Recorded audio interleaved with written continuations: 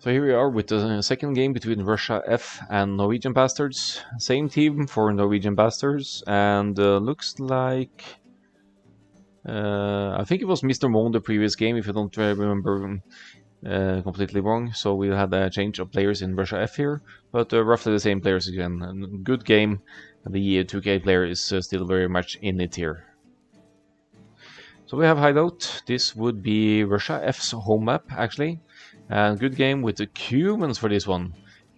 Cumans flank at that. So that's going to be interesting. But we're seeing some feudal age pressure for Cumans with battering rams of towers, or an early cast age push with capped rams and some complementary mounted units from the pocket, maybe. Because we have Khmer pocket here for the Queen. I've seen Russia F players do a 23 pop straight fast castle with Khmer into triple TC boom on Hideout before, so it's absolutely a potential play here for the Queen again, so I'm looking forward to seeing that. Khmer amazing boom potential with them not needing any buildings to go to the next stage, and with their farms dropping off food continuously, not needing to go to a drop-off point. On the left-hand side, we have Russia F favorite for Hideout here in the Spanish. I've seen them play Spanish on Hideout before, even seen Supremacy Villagers take out Trebs. Let's see if we'll see it this game though. It's Grin playing as the Spanish for this one. Stone position nicely in the back here, not going to be contested by enemy early aggression here. And now over to Norwegian Bastards. With the left-hand side here, we have Kong Forever for the Mayans. I kind of like that against the Spanish here with the Mayans, who could go up with the solid cast age mass archers and contest, hopefully, conquistadors early on. But then again, when you are Mayans and are up against Spanish, you know there will likely be a castle up in their base early on. So you need to try and get up quicker than the Spanish and deal damage before they can actually place that castle. Otherwise, you'd need siege and everything to break through and deal some real damage here on Grin. So we'll see how that works out for them. And for this one, we have Akkal the Great as pocket. Frank pocket for Hideout here. Fantastic pocket civ, as I said in the previous game as well. Some of the best paladins in the game, and this time around, no Indians for the opposing team. So it's going to be tougher for Russia F to counter the Frank's paladins late game here, although they have access to fully upgraded halberdiers from both Cumans and Spanish here if needed.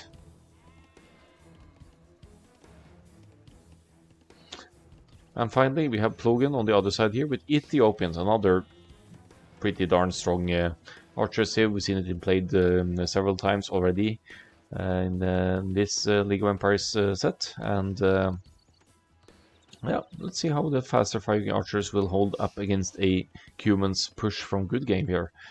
Now, for the sake of progress, this is Hideout, usually a fast castle style map. I'm going to fast forward until we see any feudal or cast age action here.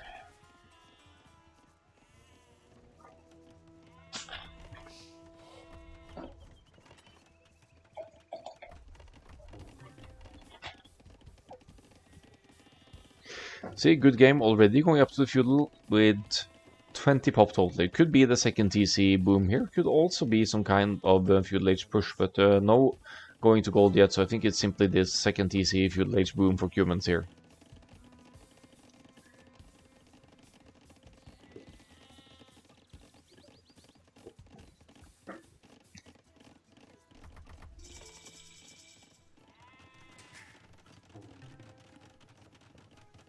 Second TC, it is indeed being built with 8 villagers here, and that's going to give the good game a significant villager lead moving on here. Having 2 TCs also eliminates any early aggression from the any feudal age aggression from the Ethiopians player, because you just hop into the TCs and defend against the enemy archers forward. All the other players going rather more conventional up times here. We have the Queen with 25 pop for Khmer here, likely going straight-ish cast late here. Yeah, that's it. It's going to be the yellow player Khmer first to the cast late here, as could be expected. And a little scouts run-ins here with Plogan Scout being taken out by good games here. with Axel the Great Scout not being able to help out. Look at the Cuman's boom at work here, though. Feudal boom, 35 villagers already, with all the other players up to the cast age, of course. But once Cumans can get to the cast age with this kind of eco boost, they're in a very strong position to provide either capped rams to push or whatever you need to push against Ethiopians on this side. Capped ram, knights maybe would be good against Ethiopians archers. Then again, in Ethiopians defense, they get pikemen instantly. So it's a bit easier for Cumans to, no, for Ethiopians to defend against enemy pushes. I think this woman wants to drop a forward siege workshop here. I'm going to punish the Cumans for going the feudal boom here and still sticking in the cast age. No, in the feudal age, I mean.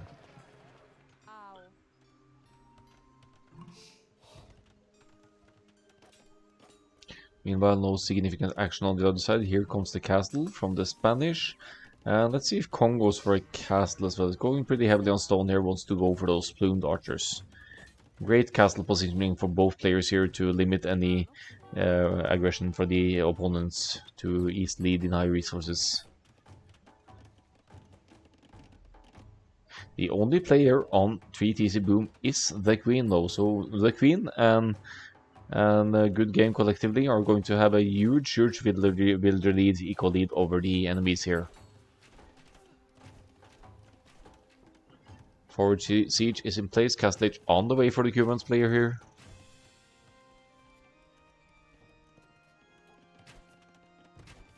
One slight advantage on Hideout for Cumans as well is that their palisade, gates and walls are more resistant to attack as well.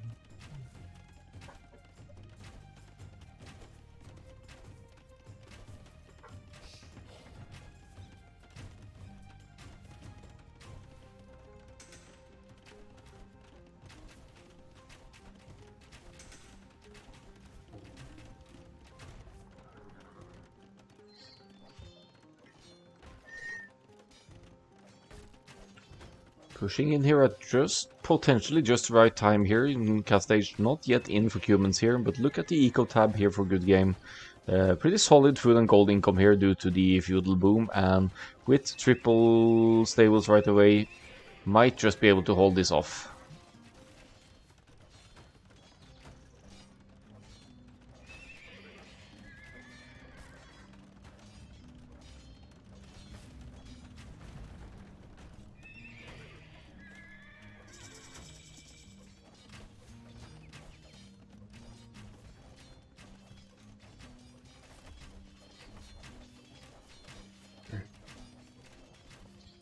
Enter the Khmer Battle Elephants. That's going to provide some great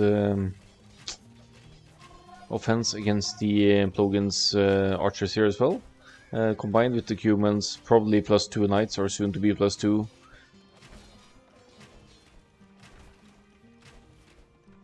Where are they going?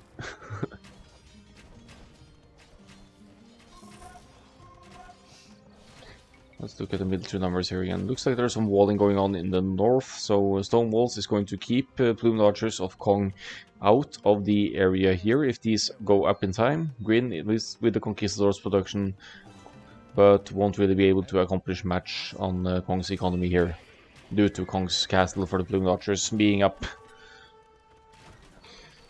It's a steady flow of triple stable knights from Good Game here, and with the elephants mixing in as well, we could be looking at the surround here. Axel the Great, of course, helping out from the pocket position as well with the Franks knights.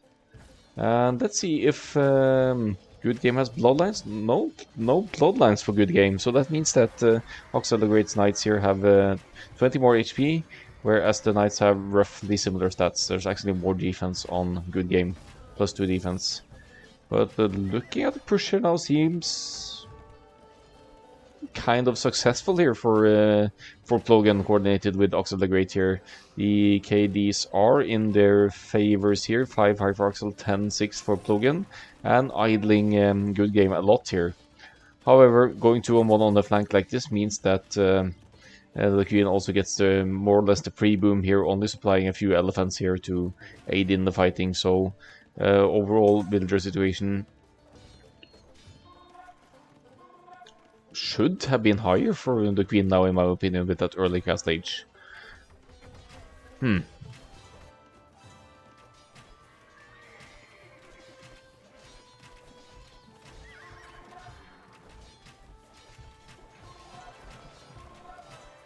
Yeah, some constant flares in the south here, trying to...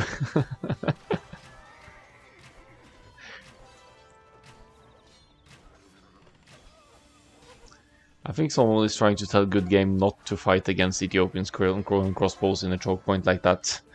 But yeah, finally going to fight back Plogen's armies here. 13 military left now, sending in a steady trickle of more crossbows here, and has the hill kind of here, forward siege, but now going to be potentially pushed back by Cuman siege here. Cumans get capped ram and castle age, so they will have stronger rams to push back the enemy as well. It is one TC flank play for Plogen against two TCs from Good Game here as well, so all in all, actually good game in combination with the Queen's elephants here are in a good place to push back. How would you push back a capped ram push together with masked elephants and knights when you are an archer civilization? I don't see don't see an easy way for Plogen to stop that. Of course, Axel the Great will be providing army to support though. Still, the stats are different. There's some more knights and more upgrades for the humans player. Perks of having that 2 TC eco early on.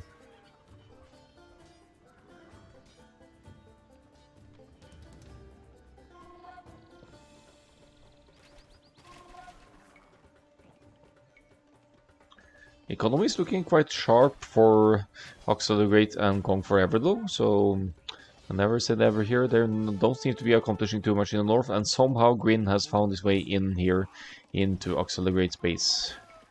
No, the admin, these are from recordings.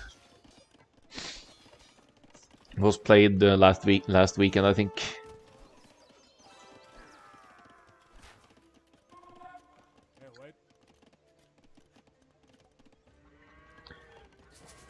So we have knights and elephants forward here. Knights with +2 and elephants, and Axel the Great with 11 military here against Good Game and the Queen with a collected 30 here. It is actually more military overall for the Norwegian bastards here, but then you'd have to address the conquistadors roaming around and obstructing Kong Forever's side as well. Kong Forever with 70 plus villagers now though, is with 3 TC's boom and the monastery out as well. The monastery, nice defensive measure against the conquistadors coming their way.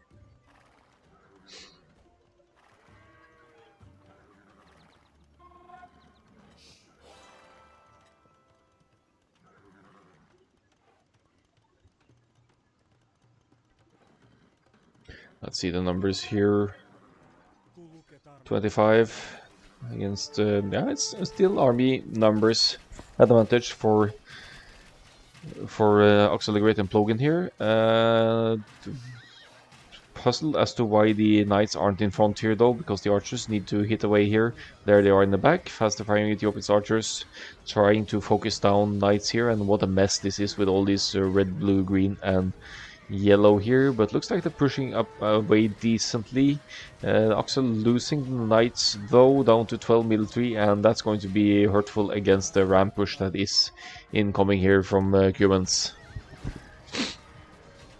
Kong Forever, on the other hand, is expanding map control, using monks to bring in relics here, and increasing the plumed archers numbers. 25 military for Kong, 41 for Plogen. Massive military lead for Norwegian bastards here, all in all. So for now, Plogen and Axel the Great only need to hold this side and push back, and then Kong could work wonders on the other side in kind of a 1v1 here.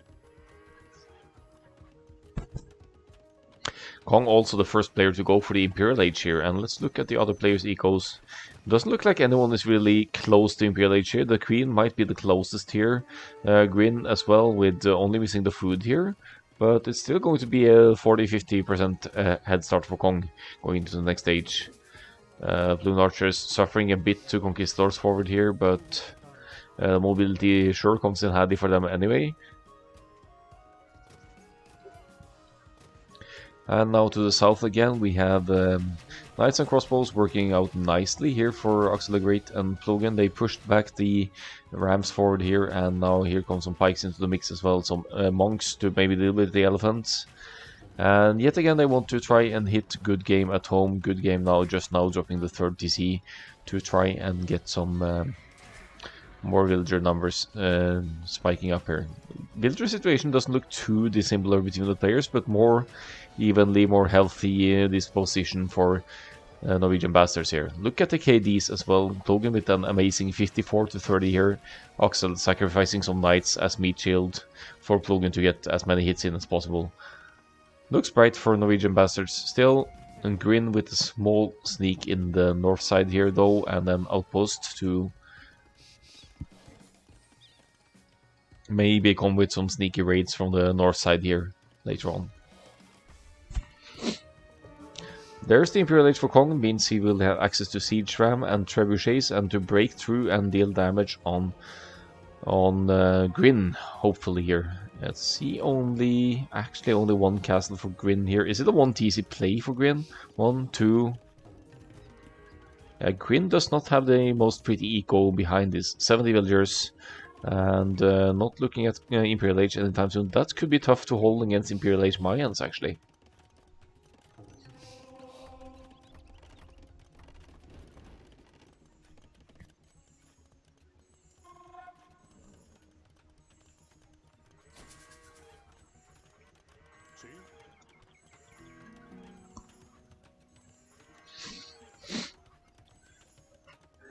Let's see, the south side again, not really making any huge progress here, but also keeping good game at home at a lower score here. Score looks very healthy for Norwegian bastards now. About to maybe, just maybe, take a game on Russia F's home map. A converted elephant helping out here as well. They're just going in front there to tank some TC arrows. These are more than enough knights to contest TCs as well if they want to. Knights always in front to allow the faster firing Ethiopians archers in the back to take out enemy units with ease. Let's see if there's... what's the eco situation for the queen here? There are lots of battle elephants on the field, but we're nowhere near getting to elite battle elephant for the queen here. So for now, it's still Castle Age elephants against the combined armies of Akkal the Great and Plogan here. And they seem to be doing some great work at it.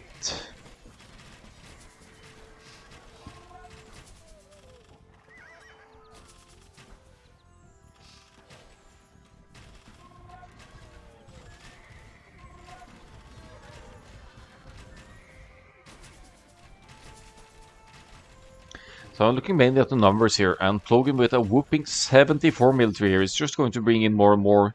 He is committing heavily to Castle Age here, but let's look at the setup here. It's right around the corner of being of that Imperial Age click as well, and then we'd have almost 70 faster firing Ethiopians Arbalists here, which would provide a serious power spike for Akkal and Plogan in the war efforts here. There we go, that's the Imperial Age click. Good game. Absolutely stuck in the Castle Age here, with nowhere near that Imperial Age click in terms of economy. What's going on with the sneak in the north here? Mainly our houses and outposts over here, nothing exciting happening, while Kong is pushing with rams and trebs and is going to punish Grin to the best of their ability here. 27 conquistadors against maybe 40 plus elite plumed archers here, but then again with capped rams in front to tank Conquistador fire here so that the plumed archers could get free hits in. And look at this fast firing rate there, and actually putting up a good fight against the Conquistadors here.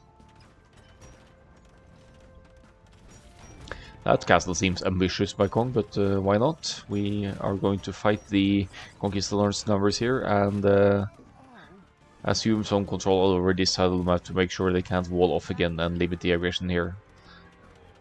Look at the numbers here, waiting for Imperial Age to kick in, waiting for Cavalier to kick in for Akkal the Great. Military domination for Norwegian bastards here now, with the castle even on the intersection here to between the flanks to assume control over the neutral golds, which might be important as well. Not seeing any sign of trade. I think Norwegian bastards are confident they can close this one out before trade is needed. Hey, Fingolfin! Thanks for the raid, man. I appreciate it.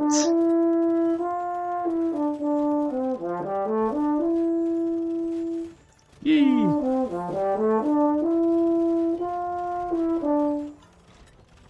So that's my triumphant salute to the raiders there. And thanks for the follow. I need to check who that was. That was Sir Cranen. I appreciate it. Recasting some League of Empires. I've been at it for 4 hours now, tried to cover different divisions here, and this is Division 1, the highest division, with Norwegian Bastards versus Russia F. I'm sorry to say this will likely be the last cast of today, as I have been on for a while, but I appreciate the people tuning in, following, and yeah, stopping by to see what's up here. As we see, as said, a very ballsy forward castle by Kong Forever here. Almost all of these players are in the 1600 plus 1v1 range, and well above that. Good game, red player is actually 2k plus these days, so these are players who don't fool around with.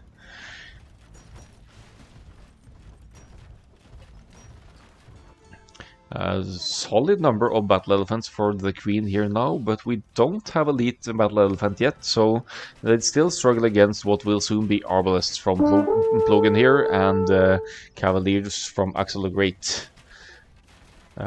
Thanks for the follow, Oceaning Abyss, I appreciate it.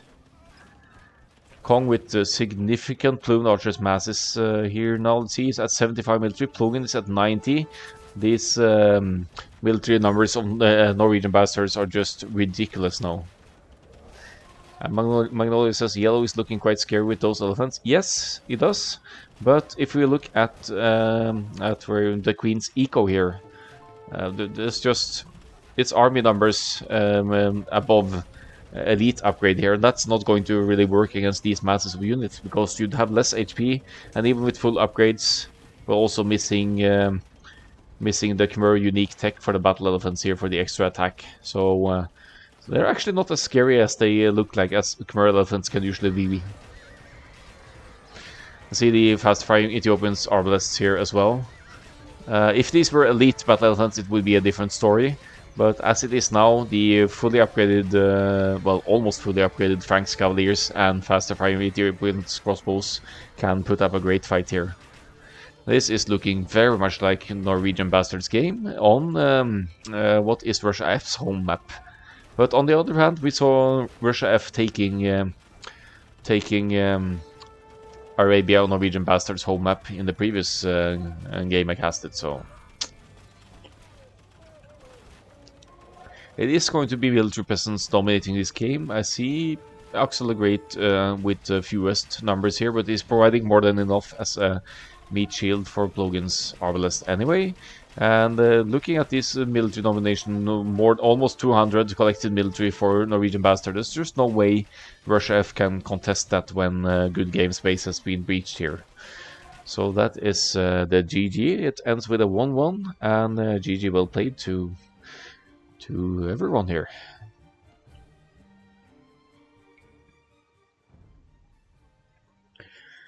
So a quick look at the stats here, and we'll see what it's looking like here. Good game, trying for a human double TC, probably into cavalry capture and push early on, but was punished early on by Plogan and Akkal-AOE Great with some great team efforts. Look at this KD for Ethiopians, 133 to 59. And admittedly on the positive side for the Conquistador Spanish player here as well.